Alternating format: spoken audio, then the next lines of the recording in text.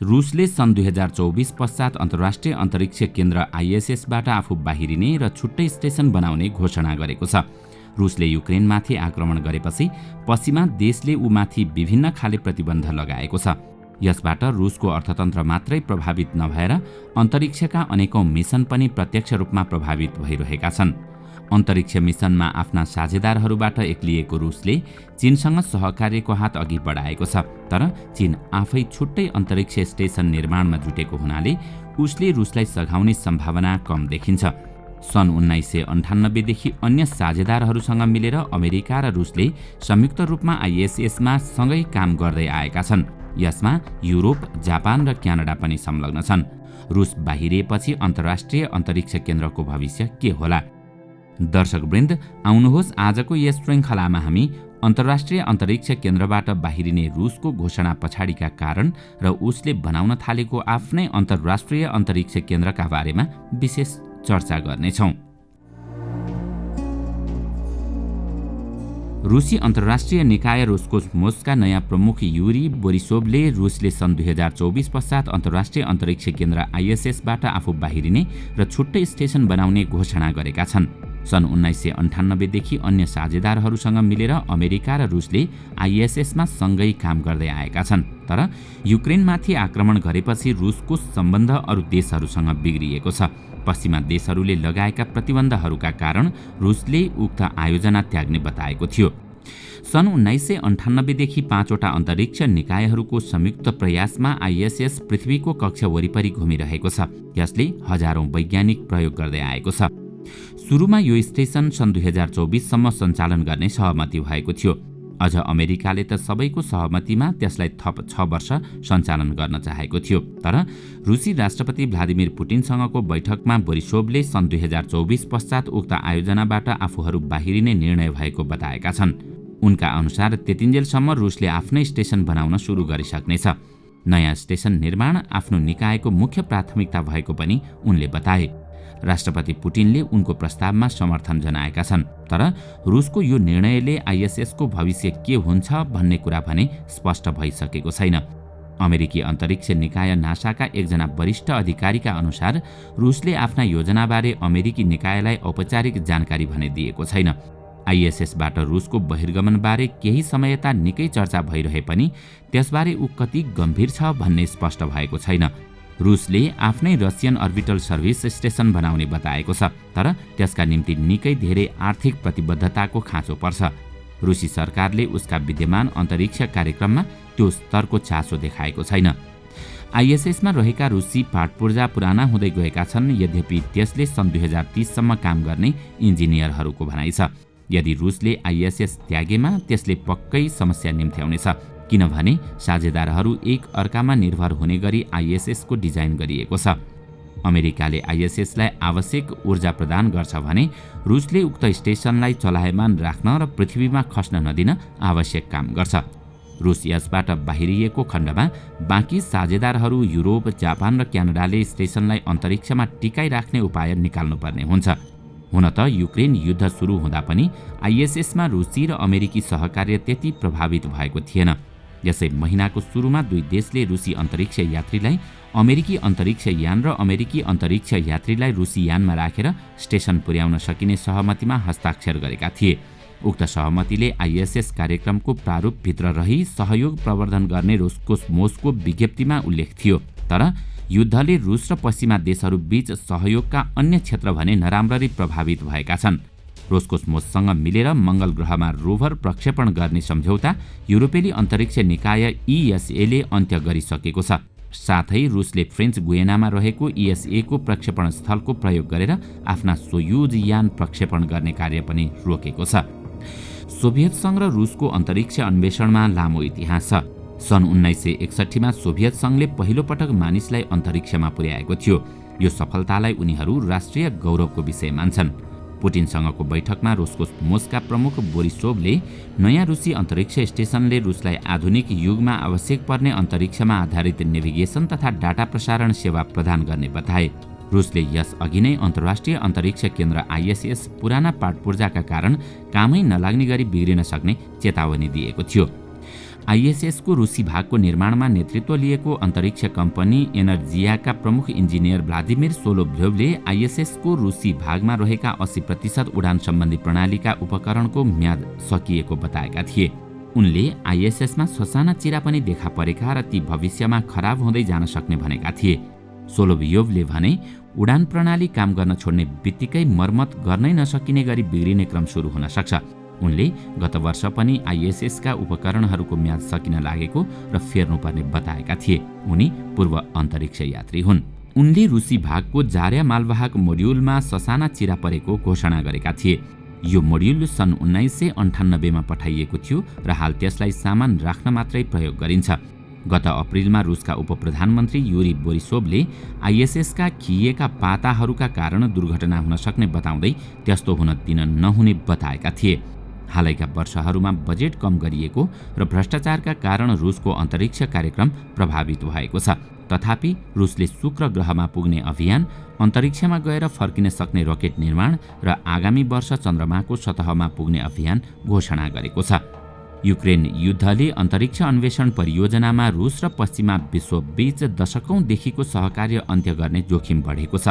यसबाट अन्तर्ग्रह अनुसन्धान र भू उपग्रहहरूको प्रक्षेपण लगायतका कार्य प्रभावित भएका छन् र अन्तर्राष्ट्रिय अन्तरिक्ष स्टेसन आइएसएसमा अर्थपूर्ण सम्भावित विभाजन देखिएको छ। उक्त केन्द्र एक अर्काप्रति निर्भर अमेरिकी र रुसी मोड्युलहरू मिलेर जानी जानी निर्माण गरिएको थियो। यसको अर्थ हो यसको राम्रोसँग सञ्चालन हुन सहकार्य आवश्यक पर्छ। सन् 2000 यता उक्त केन्द्र सञ्चालनका लागि अमेरिका र रुसको प्रमुख योगदान छ। तर अहिले आएर यो विषय सामाजिक सञ्जालमा आरोप प्रत्यारोपको विषय बनेको छ। यसमा रुसी अन्तरिक्ष निकाय रोस्कोस्मोसका कार्यकारी प्रमुख दिमित्री रोगोजिन पनि जोडिएका छन्। फेब्रुअरी 25 यताका श्रृङ्खलाबद्ध पोस्टहरूमा रोगोजिनले कैयौं दावी गरेका छन्। सबैभन्दा नाटकीय दावीमा उनले रुसमाथिका प्रतिबन्धहरूका कारण अन्तर्राष्ट्रिय अन्तरिक्ष स्टेसन पृथ्वीमा ठोक्किन सक्ने समेत उल्लेख गरेका छन्। रुसले स्टेसनको प्रपल्सन प्रणालीको संवेदनशील पक्षलाई नियन्त्रण गर्छ। यसले उक्त केन्द्रका संरचनाहरू पृथ्वीको वायुमण्डलतर्फ तानिनबाट रोक्छ। उक्त केन्द्रसम्म र त्यहाँबाट हुने लगभग सबै उडान रुसी रकेटबाट हुने गर्दछन्। रोस्कोस्मोसले मार्च 15 मा जारी गरेको विज्ञप्तिमा भनिएको छ, रोस्कोस्मोसले आफ्नो विश्वसनीयतामा प्रश्न उठ्ने मौका कहिल्यै दिएको छैन। त्यसको 4 दिनपछि 3 जना रुसी अन्तरिक्ष यात्री उक्त केन्द्रमा पुगेका थिए। अमेरिकी अन्तरिक्ष यात्री भान्डे हे मार्च 30 मा घर फर्किरहेका 2 रुसी सहकर्मीसँगै पृथ्वीमा आएका थिए। युक्रेन युद्ध सुरु भए यता मस्को र उसको युरोपेली अन्तरिक्ष केन्द्र जस्ता साझेदार बीचको समझदारी स्थगन या निलम्बन गरिएका छन्, जसमा रुसमा निर्मित रकेटमा उड्ने भनिएको युरोपेली मार्स रोभरको प्रक्षेपण पनि पर्दछ। युरोपेली अन्तरिक्ष निकायले अनिश्चितकालका लागि अन्तरिक्ष सम्बन्धी आफ्ना कार्यक्रम स्थगित गरेको छ। उसले मार्च 17 मा विज्ञप्ति जारी गर्दै अन्तरिक्षमा वैज्ञानिक अन्वेषणको प्रभाव महसुस गरेको भए पनि युरोपेली अन्तरिक्ष निकाय आफ्ना सदस्य राष्ट्रले रुसमाथि लगाएको प्रतिबन्धको समर्थनमा उभिएको उल्लेख गरेको थियो।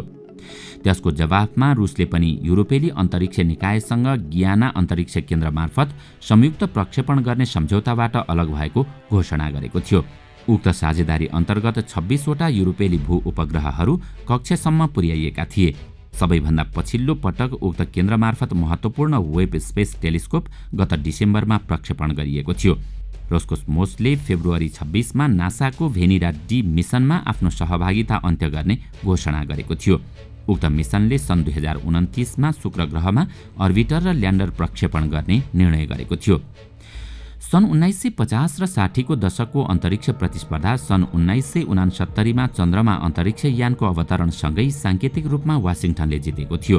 त्यसपछि दुवै देशका प्रतिनिधिहरूले सन् 1975 मा एपोलो सोयुज मिसन अघि बढाउन सहकार्य गरेका थिए।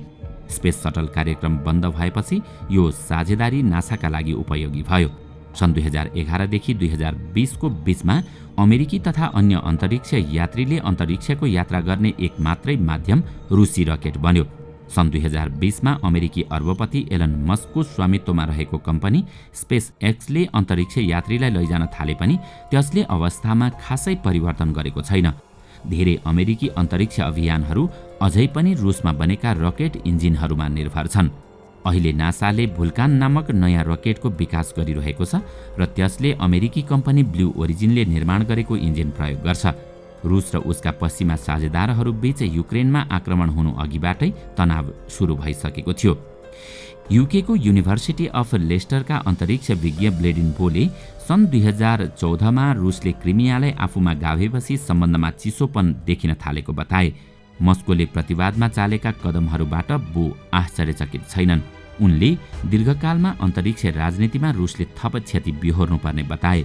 उनका अनुसार केही समय यता रुसको अन्तरिक्ष सामर्थ्य कमजोर भइरहेको थियो र उसले अन्तरिक्ष उद्योगका अति महत्त्वपूर्ण सामग्री आधुनिकीकरण गर्न सकिरहेको थिएन। कम्प्युटर प्रविधिका लागि रुस पश्चिमाहरूसँग मात्र नभई दक्षिण कोरिया, जापान र ताइवानमाथि निर्भर थियो। अभूतपूर्व प्रतिबन्धहरूका कारण रुसी अर्थतन्त्र प्रभावित भएसँगै अन्तरिक्ष कार्यक्रम झन खराब चरणबाट गुज्रिने देखिन्छ। रकेटहरूको प्रक्षेपण रुसका लागि कमाउने एउटा प्रमुख स्रोत थियो। मानव सहितको एउटा रुसी विमान उडानका लागि नासाले सन् 2020मा $90 मिलियन भन्दा बढी खर्च गरेको थियो। अन्तरिक्ष विज्ञहरूले युक्रेन युद्धपछि मस्कोले साझेदारीका लागि पूर्वतर्फ आँखा लगाउने अभिलाषा राख्ने टिप्पणी गरिरहेका छन्। सन् 2021मा रुसले चीनसँग कैयौं संयुक्त मिसन अघि बढाउने र चन्द्रमामा एउटा केन्द्र विकास गर्ने सहमति गरेको थियो। हालैका वर्षहरूमा चीन उदीयमान अन्तरिक्ष शक्ति हो र उसले आफूलाई अमेरिका र युरोपको प्रतिस्पर्धी ठान्छ। यसै वर्षको अन्त्यसम्म बेजिङले आफ्नै अन्तरिक्ष केन्द्र बनाउने लक्ष्य लिएको छ। चीन आइएसएसमा आबद्ध देशहरूको सूचीमा छैन। त्यही भएर उसले सन् 2011 यता अन्तरिक्ष यात्री पठाउन आधिकारिक रूपमा बन्देज खेपिरहेको छ। त्यसबेला अमेरिकाले राष्ट्रिय सुरक्षामा चिन्ता भन्दै चीनिया अन्तरिक्ष कार्यक्रमसँग अमेरिकाले सम्पर्क गर्न नमिल्ने कानुन पारित गरेको थियो। रुसी अर्थतन्त्रमाथिका कैयौं प्रतिबन्धका कारण चीनसँग साझेदारी अघि बढाउन मस्कोलाई कठिन हुने विज्ञहरूको भनाइ छ। अमेरिकामा रहेका अन्तरिक्ष नीति सम्बन्धी विज्ञ जन लग्डसन भन्छन्, रुसको भन्दा चीनको अन्तरिक्ष कार्यक्रम एकदमै उपल्लो स्तरको छ। त्यसैले रुसलाई चीन चाहिएको छ, चीनलाई रुस होइन। रुसी संसदमा गएको अक्टोबरमा प्रस्तुत गरिएको आँकडा अनुसार सन् 2022का लागि नासाको बजेट $24 अर्ब भन्दा बढी छ, जुन रोस्कोस्मोसको भन्दा 10 गुणा बढी हो। लगानीमा देखिएको खाडलले भविष्यमा रुसलाई अन्तरिक्ष अन्वेषणमा कनिष्ठ भूमिकामा पुर्याउने विश्लेषकको भनाइ छ। दर्शकवृन्द, आजको श्रृङ्खला तपाईलाई कस्तो लाग्यो? हामीलाई कमेन्टमा अवश्य बताउनुहोला। साथै आजको श्रृङ्खला तपाईलाई राम्रो लाग्यो भने लाइक तथा शेयर गरी हाम्रो च्यानललाई सब्स्क्राइब गर्न नभुल्नुहोला र साथमा रहेको बेल आइकन पनि थिच्नुहोस् ताकि हामीले अपलोड गर्ने नयाँ भिडियोको जानकारी सबैभन्दा पहिला तपाईलाई प्राप्त होस्। आजका लागि यति नै। अर्को भिडियोमा अझै रोचक तथ्य लिएर आउने नै छौँ। तबसम्मको लागि बिदा दिनुहोस्। नमस्कार।